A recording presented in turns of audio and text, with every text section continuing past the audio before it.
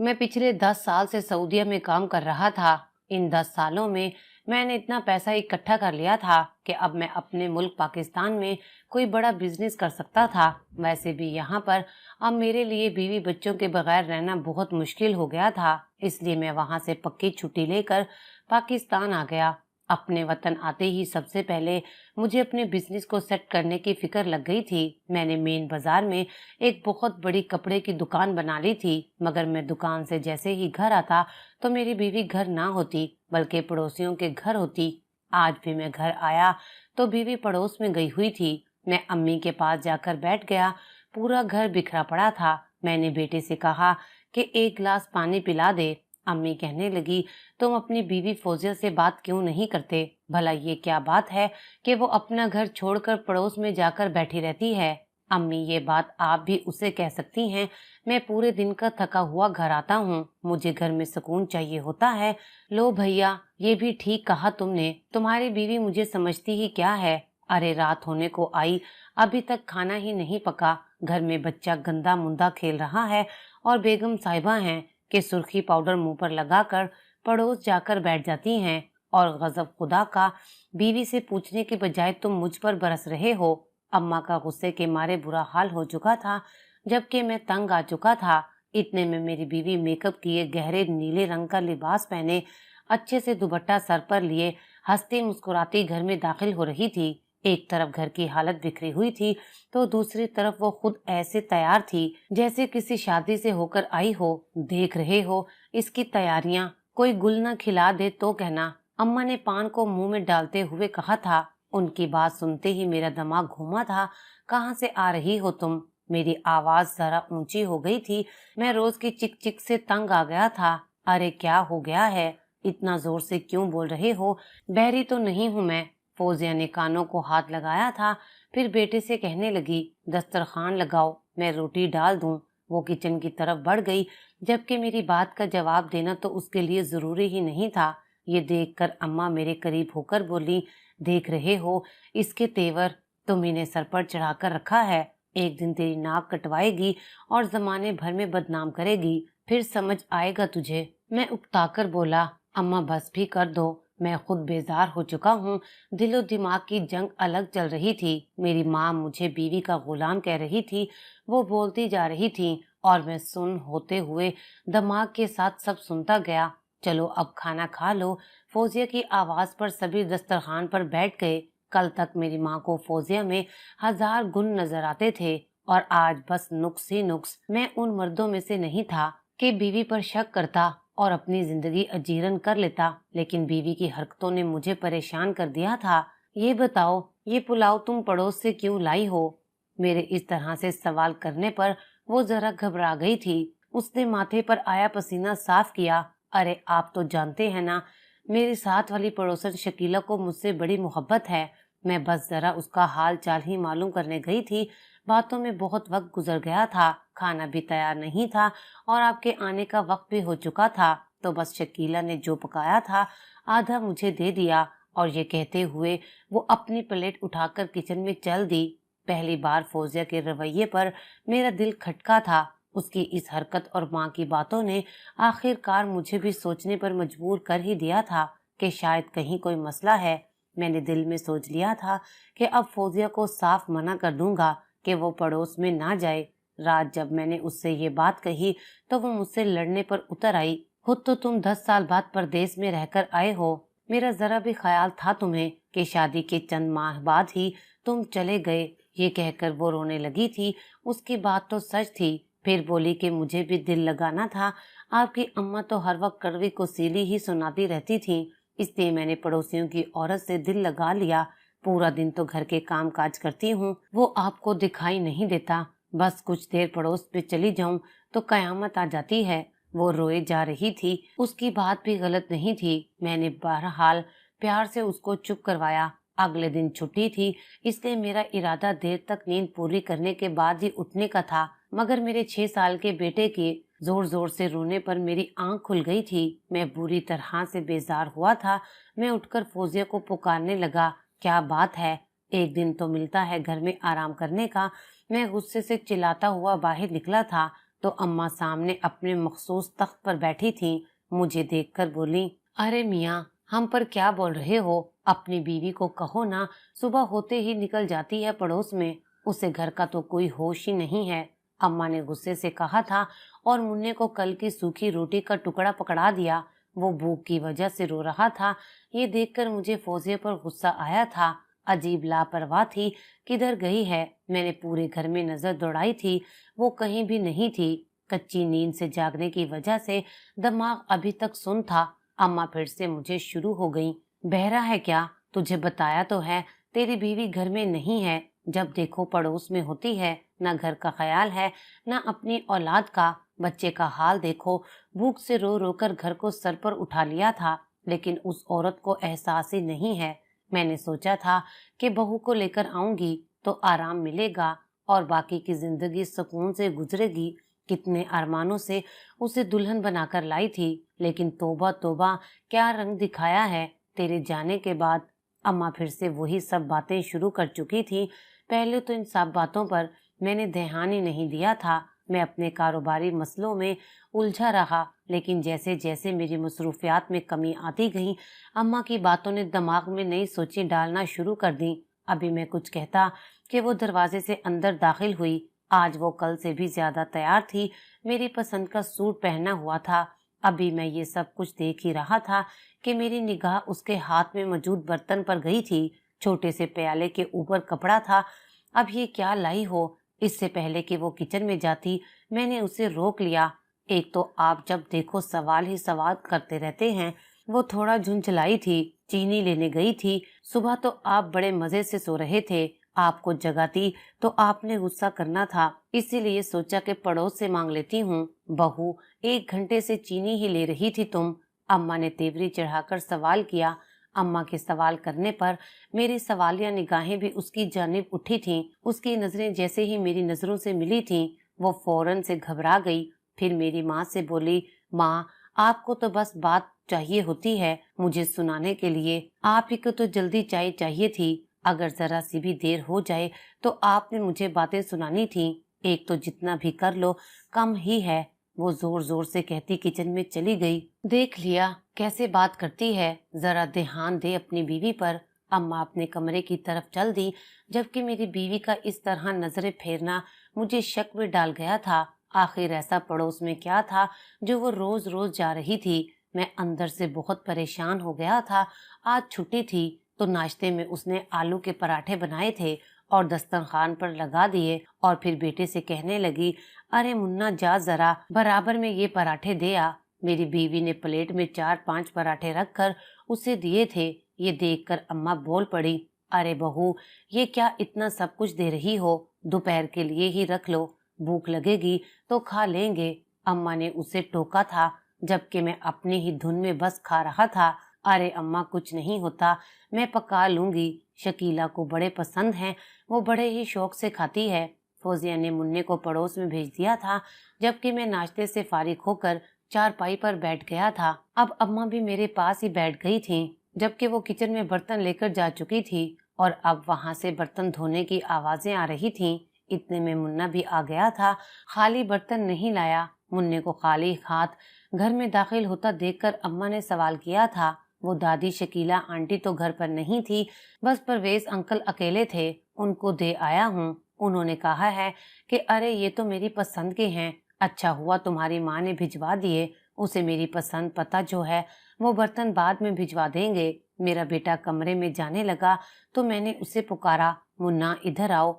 इससे पहले मैं कुछ उससे पूछता, वो अपनी माँ की आवाज सुनकर उसके पास चला गया। मुझे ये बात अजीब लगी कि परवेज ने ये बात क्यों कही थी। अरे इस बात का क्या मतलब हुआ? बहू ने तो कहा था शकीला के लिए पराठे भिजवा रही हूँ, और वो तो घर पर ही नहीं थी। मैं पहले से ही यही सोच रहा था कि अम्मा की बातों ने मेरे जहन में भी इसी तरह के सवाल पैदा करना शुरू कर दिए थे।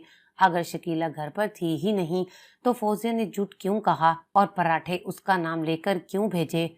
इन्हीं सोचों में रात हो गई थी। दिमाग ये सब सोच सोच कर बहुत ज्यादा थक गया था। मुझे अपनी बीवी से मोहब्बत थी। मैं अपनी जिंदगी में शक का जहर नहीं घोल सकता था, इसलिए खुद को झटका और सो गया। आधी रात को प्यास की वजह से मेरी आंख खुल गई। उस वक्त मेरी बीवी कमरे में नहीं थी। मैंने वॉशरूम की जानिब देखा तो उसका दरवाजा भी खुला था। आधी रात के वक्त वो कहाँ जा सकती थी। अभी मैं अम्मा के कमरे की तरफ जाता कि मेरी नजर छत की सीढ़ी की जानिब गई, जहाँ पर बल्ब की रोशनी नजर आ रही थी। मैं बहुत दबे पांव छत की सीढ़ियों पर कदम रख रहा था। जैसे जैसे मैं छत के करीब हो रहा था, कुछ सरगोशियां मेरे कानों में पड़ रही थीं। जब मैं ऊपर पहुंचा, फौजिया बराबर की छत की दीवार पर खड़ी किसी से बातें कर रही थी। इससे पहले मैं उसके पास जाता, मेरा पांव पौधे से टकराया और फौजिया ने पलटकर मुझे देखा। साथ ही छत पर जो कोई था जल्दी से नीचे भाग गया। मुझे अचानक अपने सामने देखकर वो घबरा गई थी। तुम इस वक्त इतनी रात को यहाँ क्या कर रही थी? घबराहट से उसके मुंह से अल्फाज तक नहीं निकल रहे थे। मैंने छुपकर साथ जुड़ी हुई छत की तरफ देखा था, जहाँ पर कोई भी नहीं था, जबकि मैंने अपने कानों से यहाँ दो लोगों की बातों की आवाजें सुनी थीं। अरे इधर क्या देख रहे हैं आप? मैं तो बस छत पर हवा खाने आई थी। वो अपनी घबराहट पर काबू पा चुकी थी। मैंने मशकूक नजरों से उसकी जानिब देखा था। वो मेरी तरफ देखती नीचे उतर गई थी। मैं भी थोड़ी देर में नीचे आ गया। वो अब सो चुकी थी, लेकिन नींद मेरी आंखों से दूर हो गई थी। एक तरफ अम्मा की बातें और दूसरी तरफ ये सब। कहीं तो कुछ गलत हो रहा था। फिर अगली रात को भी मैंने सोच लिया था कि पता करके ही रहूंगा कि बात क्या है, इसलिए ऐसे ही आंखें बंद करके सोने का नाटक करता रहा। लेकिन वो दोबारा छत पर नहीं गई। शायद उसे मुझ पर शक हो गया था कि मैं उस पर नजर रख रहा हूँ। फिर अगले दिन शाम को जैसे ही मैं अपनी गली में दाखिल हुआ तो वहां पर अपने पड़ोस परवेज साहब को खड़े पाया। उन्हें देखकर मेरा मूड खराब हो चुका था। आप इधर क्या कर रहे हैं? मैंने बहुत ही रूखे लहजे में कहा था। ये ले अंकल, अम्मी ने दिया है। अभी वो कुछ कहते कि मेरे बेटे ने उनके हाथ में एक डिश पकड़ाई थी, जिससे आती खुशबू से साफ पता चल रहा था कि आज घर में बिरयानी बनी है। शुक्रिया कहना अपनी अम्मी को, वो मुस्कुराकर कहते हुए मेरी जानिब पलटे थे। बहुत अच्छा खाना बनाती हैं आपकी बीवी। उस दिन क्या पराठे बने थे, मजा आ गया था। और ये बिरयानी, इसकी खुशबू ही देख लें, कितनी लाजवाब है। उनकी तारीफ पर मेरे दिल में आग लगी थी। आज मेरे सब्र का पैमाना जैसे लबरेज हुआ था।